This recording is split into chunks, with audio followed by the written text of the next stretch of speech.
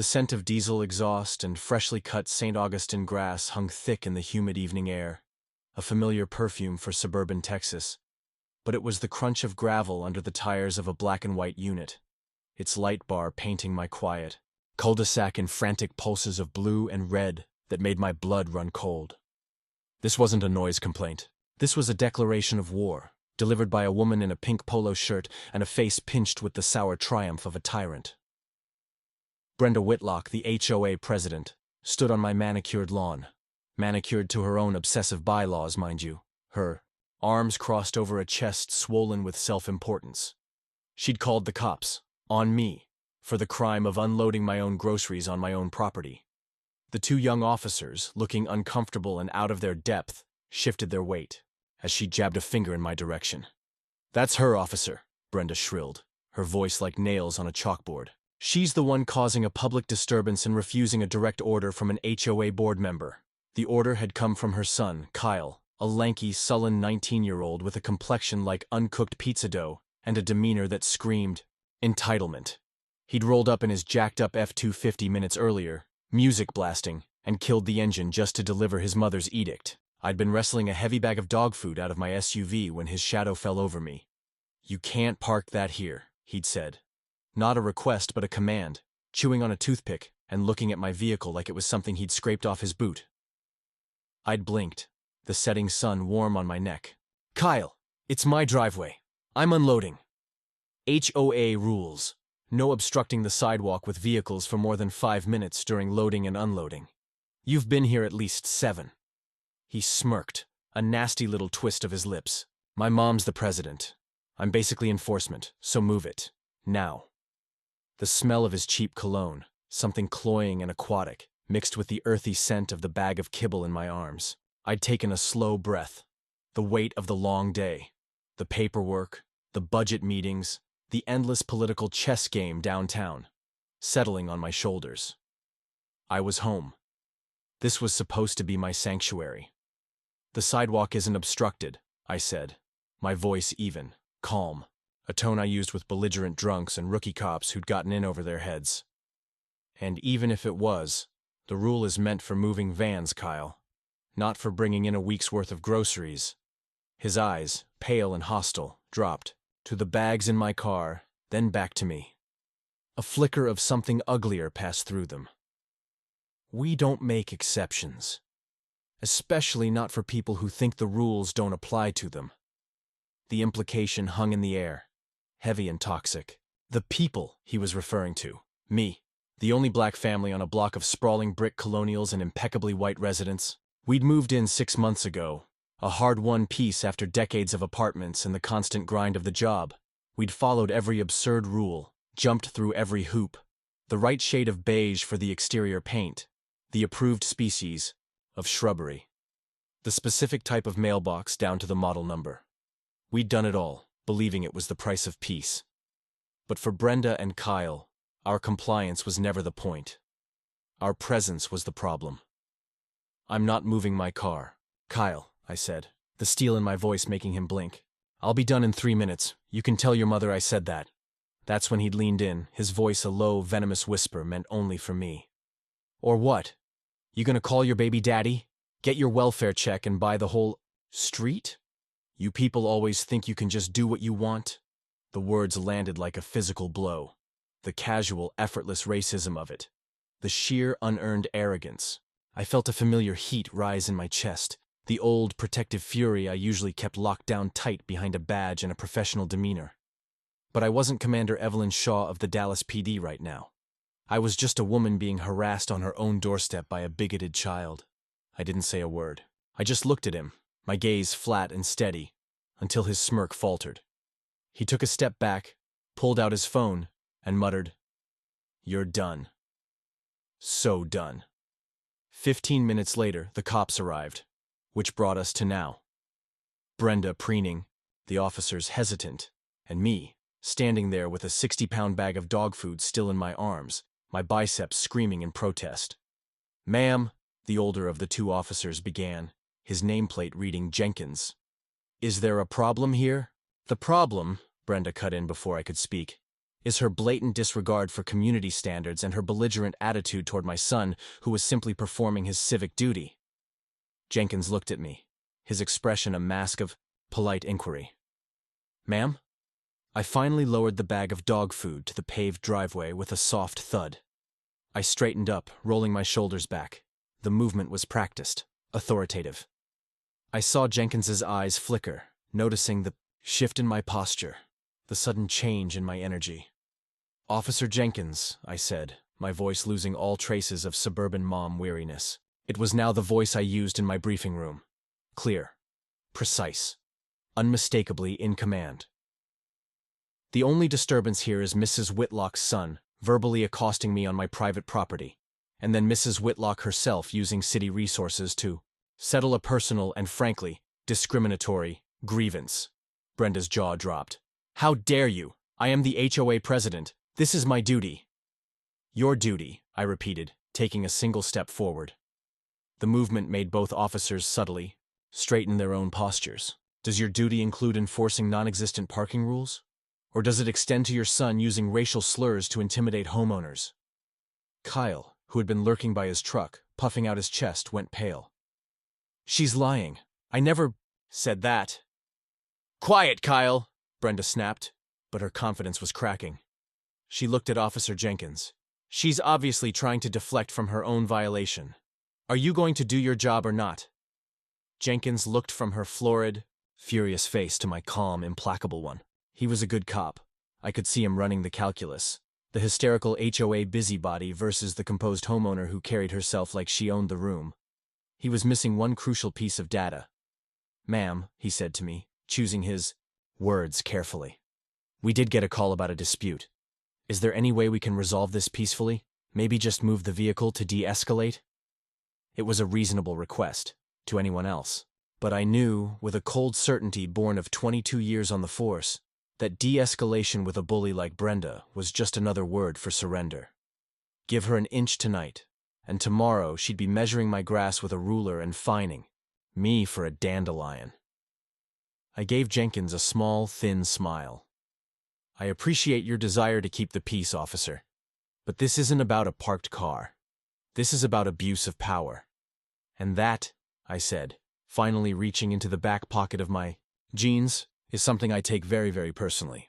I pulled out my wallet. It wasn't the cute floral thing I used for the grocery store. It was a worn black leather bifold, thick with the cards and badges of my real life. I flipped it open, holding it steady so the polished gold shield caught, the dying light gleaming like a promise. Jenkins's eyes locked onto it. His partner, who had been silent, sucked in a sharp breath. The color drained from Brenda Whitlock's face, her smug superiority evaporating into the twilight, replaced by a dawning, horrifying comprehension. My name, I said, my voice dropping, into the quiet, deadly calm that made lieutenants 30 years my senior sit up straight, is Commander Evelyn Shaw, Dallas PD, Special Operations Division. The silence that followed was absolute, broken only by the distant hum of a lawn sprinkler. Jenkins was the first to move, snapping to a posture that was almost, but not quite, a full salute. Commander, my apologies, I didn't recognize. I held up a hand, stopping him. No need, officer. You were responding to a call. Now, you have the full context. I turned my gaze to Brenda, who looked like she'd just swallowed a hornet. Mrs. Whitlock, you have the absolute right to call the police, and I have a sworn duty to investigate claims of criminal activity. So let's investigate. I took another step toward her. The gravel seemed deafeningly loud under my feet. Your son, Kyle, approached me on my property. He issued an arbitrary and unfounded order. When I declined, he became aggressive and used a racial epithet. That constitutes disorderly conduct and harassment under Texas law. Would you like to file a formal complaint on his behalf? Or should I take his statement right now? Kyle looked like he was about to be sick. Brenda's mouth opened and closed, but no sound came out. The empire of petty rules and fear she'd built was trembling on its foundation, and she could feel it. This is ridiculous, she finally sputtered, but the fire was gone, replaced by a frantic, panicked energy. This is a misunderstanding. I understand perfectly, I said, my voice soft, but carrying like a gunshot in the quiet street. You thought you could flex a little power today. You thought you could push me around. You thought wrong. I looked back at Officer Jenkins. I won't be pressing charges tonight, but I will be having a very long conversation with the city attorney's office tomorrow about the misuse of emergency services and the pattern of discriminatory harassment coming from this HOA. You gentlemen can go. I believe the situation is handled. Jenkins nodded, relief washing over his features. Yes, ma'am. Commander, you have a good night.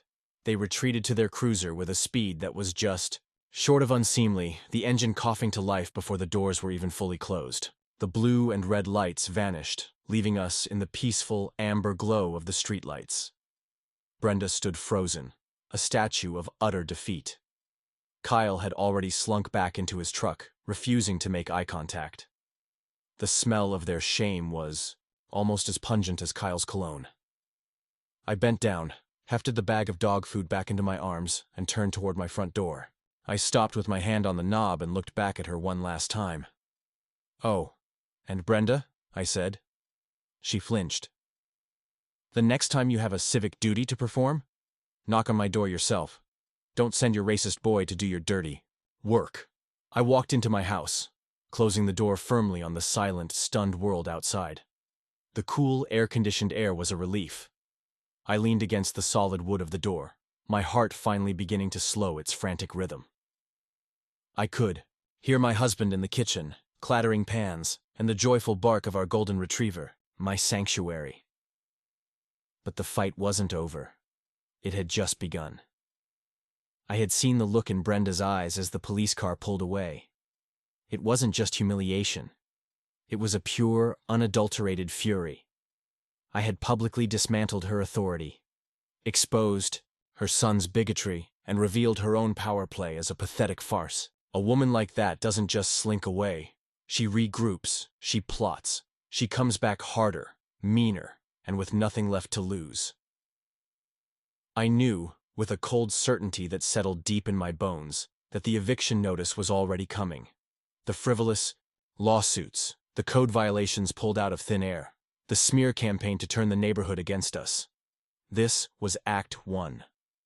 Her war had just declared its first casualty, her pride, and she would make sure the next casualty was my home. The first shot across the bow arrived not with a shouted insult or a police cruiser, but with the soft, whispery tear of paper on metal. 3 days after the standoff, I found it.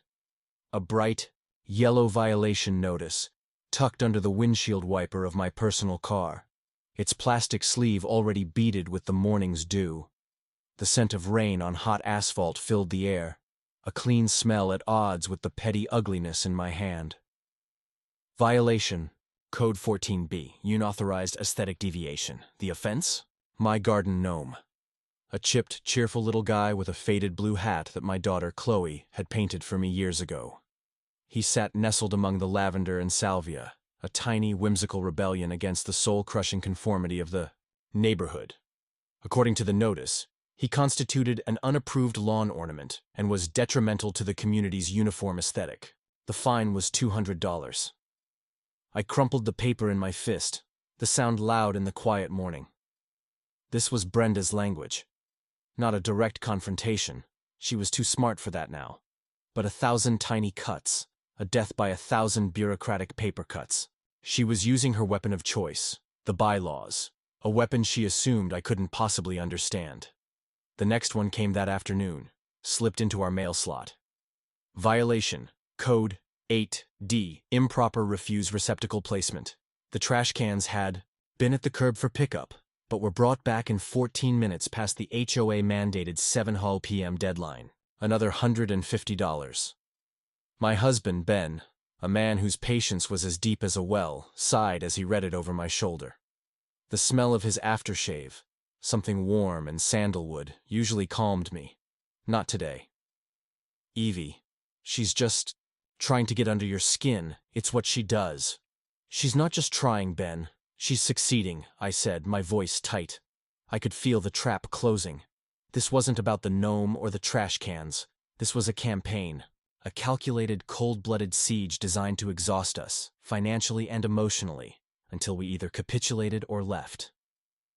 The following Monday, the real escalation began. A certified letter arrived from the HOA's law firm, Sterling and Crown. The paper was thick, expensive, and smelled of ink and implied threat. It cited a dozen more violations: a faint oil stain on the driveway, blight, a single shingle on the roof that was a slightly different shade, non-uniform repair, the height of my rosemary bush exceeding the 24-inch shrubbery, canopy limit by a full inch. The total in fines had ballooned to over $5,000. The letter gave us 72 hours to pay in full or face a lien on our property. My hands trembled, not with fear, but with a cold, focused rage. Brenda wasn't just harassing us, she was trying to steal our home. That's when I stopped being a homeowner and started being a cop again. I went down to the station that night after my shift, the hum of the fluorescent lights a familiar comfort. The squad room was mostly empty, the scent of stale coffee and photocopier toner hanging in the air. I bypassed my office and went to the one person whose mind worked like a vault cracker's.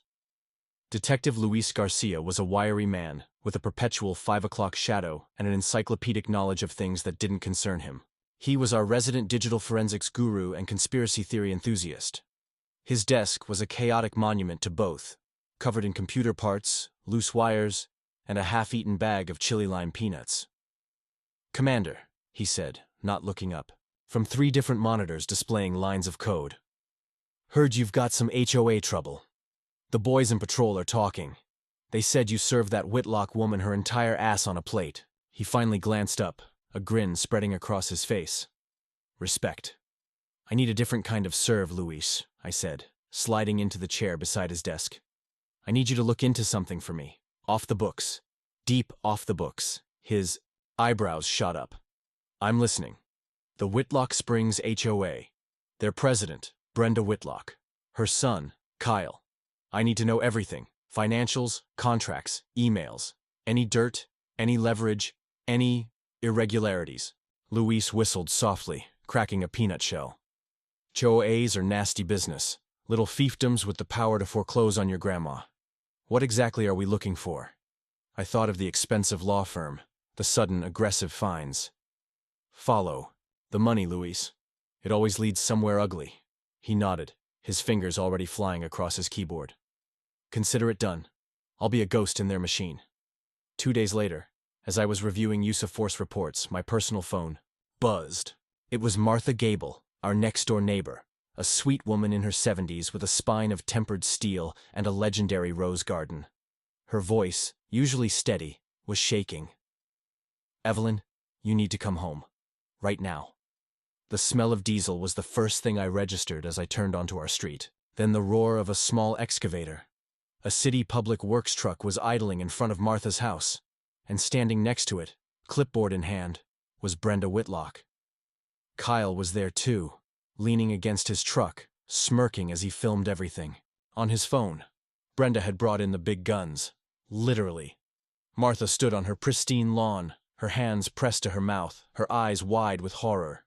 The excavator's claw was poised over her prize-winning rose bushes, a breathtaking cascade of crimson and peach blooms that were the envy of the county. Their sweet, almost overpowering perfume filled the air, a stark contrast to the scene's brutality. "What is the meaning of this?" I demanded, stepping out of my car, my service weapon heavy on my hip. Brenda turned, her smile a predatory slash of lipstick. "Ah, Commander. Perfect timing. You can witness the enforcement of community standards. Mrs. Gable's irrigation system is in violation of the city's water conservation ordinance. I've reported it, and the city is here to remediate." "Remediate?" Martha cried, her voice breaking. "By destroying 40-year-old roses? Brenda, you monster, that system is a drip line. It uses less water than your daily showers. The permit on file is for a sprinkler system, not a drip line," Brenda said smoothly, tapping her clipboard. "It's an unauthorized modification.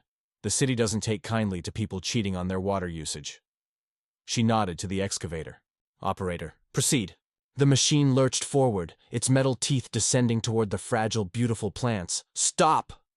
The word cracked out of me like a gunshot, laced with an authority that made the operator freeze. I turned to the city worker standing by, the truck looking deeply uncomfortable. "What's your name, son?" Daniels, ma'am." "Daniels. Show me the work order." He fumbled in his truck, pulling out a clipboard. I snatched it from him. It was legitimate. A complaint had been filed, citing a water code violation. The signature at the bottom was a city inspector's, but the name of the complainant was redacted. I looked at Brenda's triumphant face. She hadn't just filed a complaint.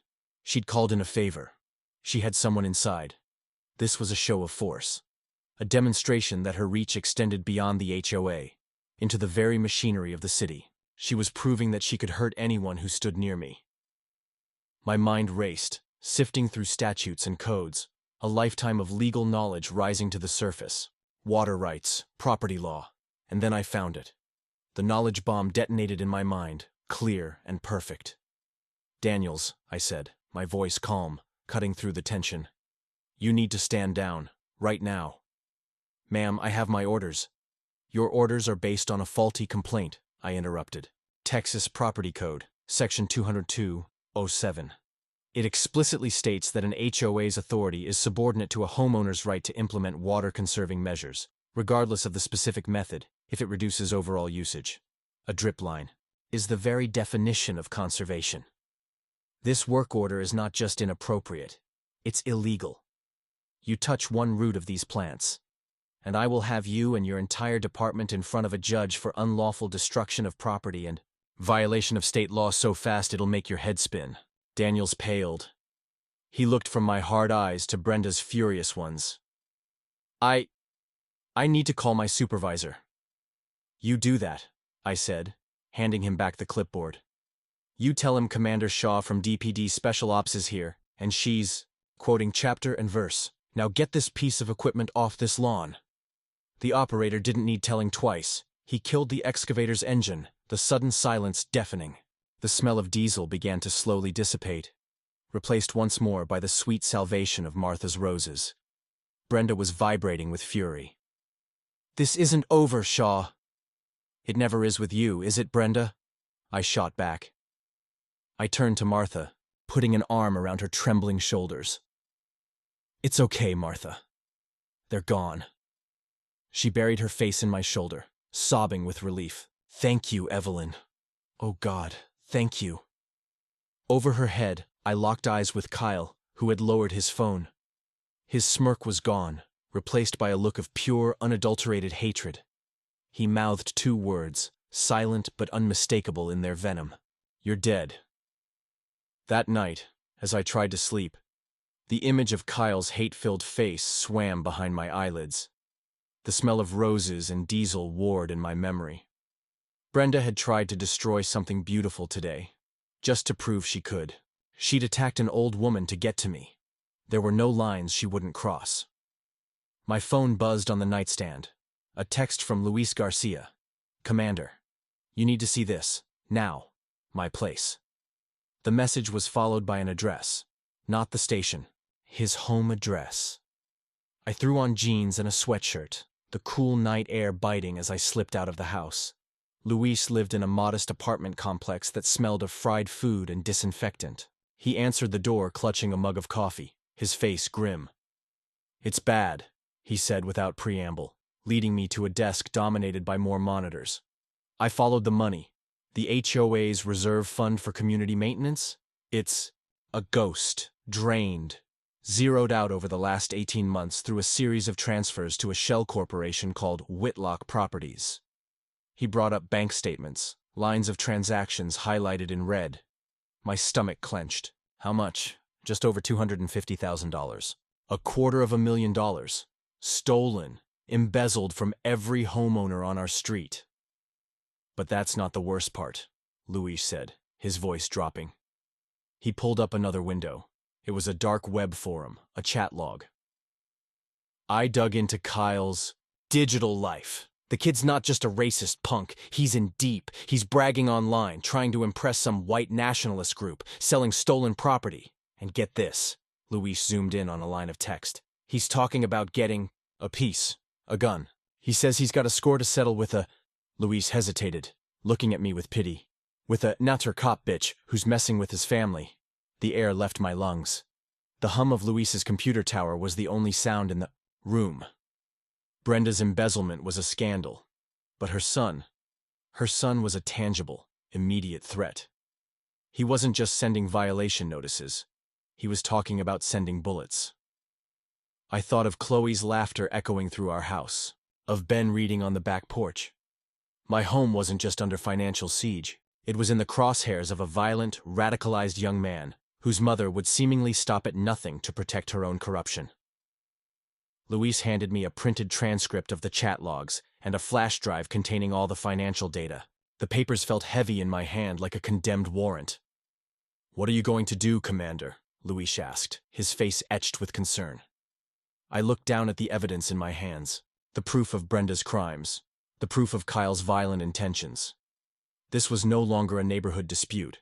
It was a caseload. I pocketed the flash drive, the plastic cool against my skin. What I should have done from the beginning. Luis. My job. I walked out into the cold night, the weight of the evidence a terrible gravity in my pocket. I had the power to end it. Right now. One call to the Financial Crimes Unit. One call to the Deputy Chief. Brenda would be in handcuffs by morning. Kyle would be picked up for questioning, but as I reached my car, my phone lit up with a new email notification. It was from the HOA's law firm, Sterling and Crown. The subject line made my blood run cold. Notice of initiation of expedited foreclosure proceedings. I leaned against the car door, the cold metal seeping through my clothes. They weren't waiting for a lien anymore. Brenda had pushed the nuclear button. She was using the embezzled money, the very money I had proof of, to pay her lawyers to legally steal my house out from under me. The hypocrisy was breathtaking. The papers in my hand were no longer just a path to justice. They were a countdown timer.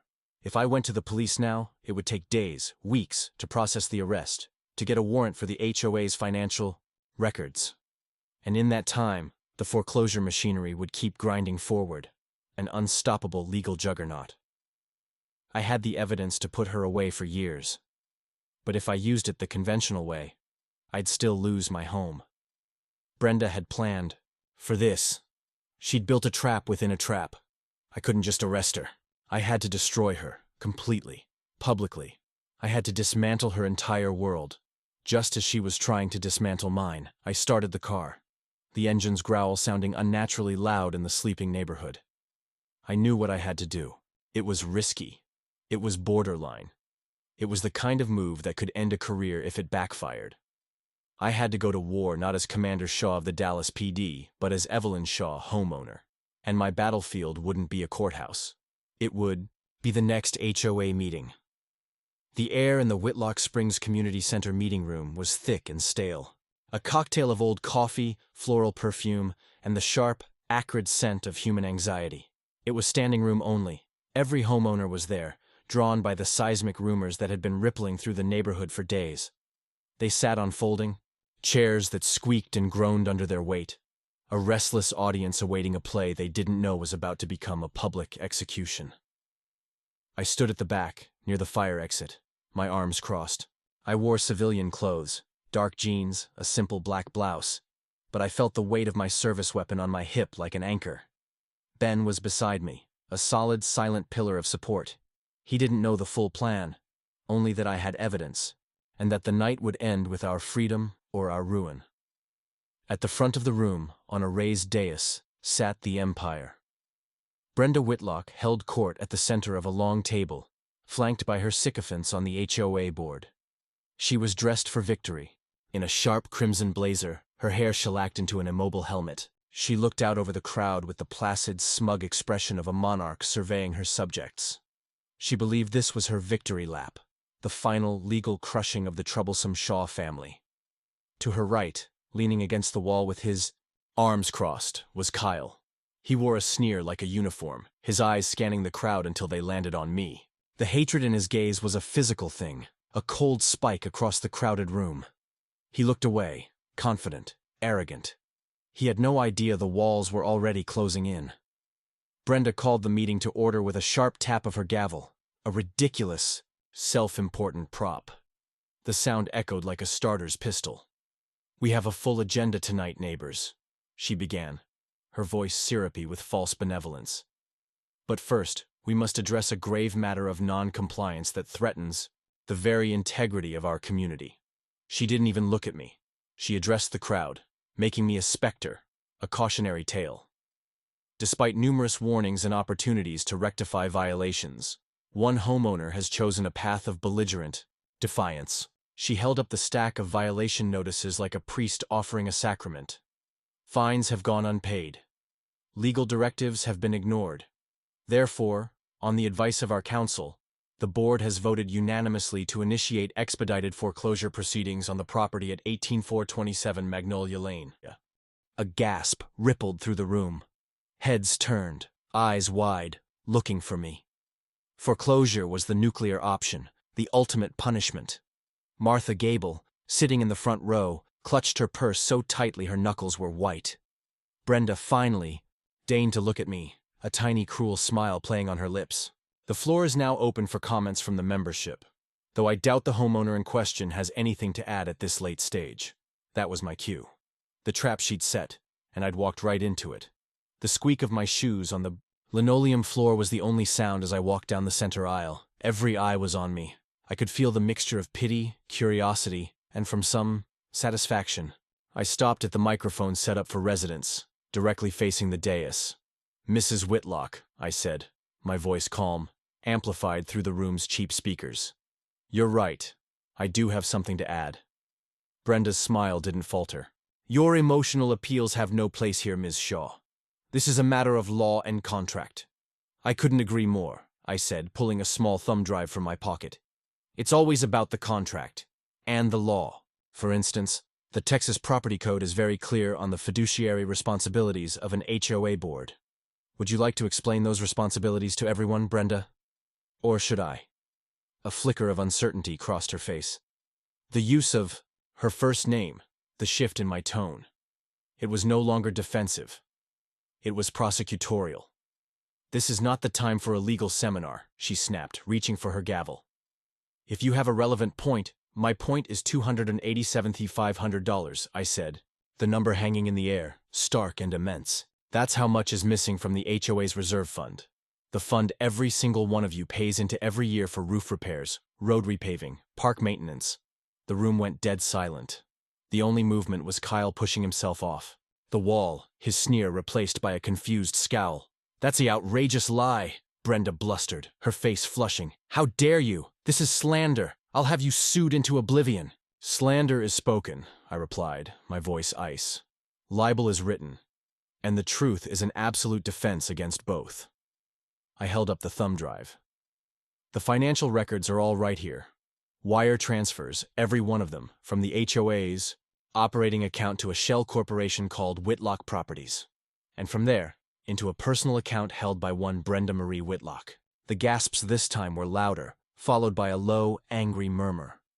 Brenda stared, her mouth slightly agape. The color drained from her face, leaving her makeup standing out in garish patches. She had not seen this coming. She thought her little embezzlement scheme was hidden behind a wall of bylaws and intimidation. I turned to address the room, the homeowners, my neighbors. "She's been fining you for chipped paint and long grass to cover the fact that she's been stealing the money you set aside to fix the community's real problems. She's using your own money to pay her lawyers to foreclose on my house because I stood up to her, and her son's bigotry." "That's enough," Brenda shrieked, standing up so fast her chair screeched back. "Officers, remove her! She's trespassing on this meeting." As if on cue, the double doors at the back of the room swung open. But it wasn't private security. It was two uniformed Dallas PD officers, followed by a man in a cheap suit carrying a briefcase. Lieutenant Miller, from Financial Crimes, and he wasn't here for me. The room erupted. People were on their feet, shouting, phones held aloft, recording. The smell of sweat and shock now overpowered the perfume. Brenda froze, her eyes wide with sheer, unadulterated terror. She looked from the cops to me, and the final piece of the puzzle clicked into place in her mind. The commander, not just a title, a reality. Lieutenant Miller walked calmly down the aisle as the crowd parted for him. He stopped at the dais and looked up at Brenda. "Brenda Whitlock?" he said, his voice flat and official. "I have a warrant for your arrest on charges of aggregate theft and embezzlement over $200,000. You have the right to remain silent," he continued the Miranda rights. But his words were drowned out by the roar of the crowd. Brenda stood paralyzed, her empire crumbling to dust around her in front of the very people she'd lorded over. For years, that's when Kyle moved.